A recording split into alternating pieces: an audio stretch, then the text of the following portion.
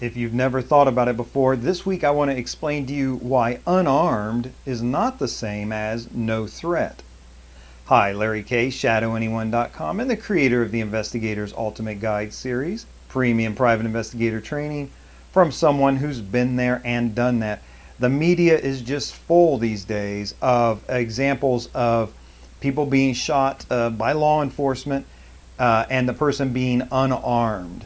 Now, every case has to be looked at individually. I'm not making judgments one way or the other, but I will tell you this: when you read these media accounts, when you see these media accounts, you know, be smart about it. And if you're already a private investigator, if you're in this industry, this is something you probably understand, but there's a little something in it for you in particular.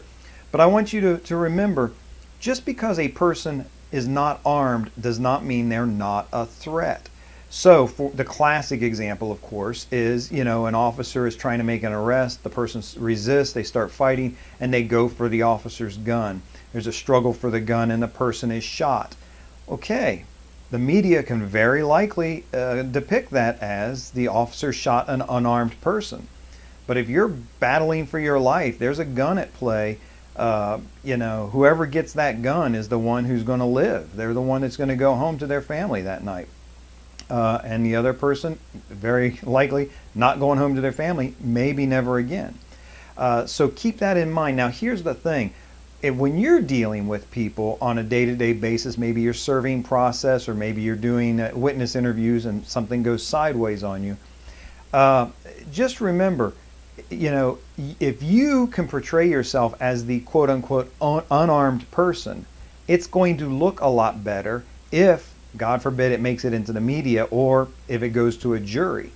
If you're the one who's empty-handed, it's going to seem much more likely to go in your favor. You're going to seem, I should say, like a much more reasonable person. So if the person picks up a pool cue and comes at you, and you're barehanded, and you have to drop the guy, you're going to see, that's going to seem reasonable to a lot more people than if it's the other way around. What if you're the guy with the pool cue and you drop the bad guy? No matter what the circumstances are, it's going to look like you had a weapon of opportunity, and he didn't. So keep this in mind. This is one of the reasons I like to kind of be bare hand. If you know some mixed martial arts, good for you. Keep up on your skill set. Keep practice. Learn some basics. You know, just learn half a dozen moves that are good for you, that you practice and know regularly. They can be your go-to moves. And if you're, again, so now you're empty-handed, you're the quote-unquote unarmed person, boy, it's going to look so much better for you if things go down and the other guy has something. He's got a pool ball, cue ball he's coming at you with, or a crowbar. Of course, you always have the option to pick up an improvised weapon like that. So you should be thinking in those terms, you know, when you're around. Be aware, especially in those dangerous situations, of what here can be used as a weapon either by me or against me. Both very important things to know.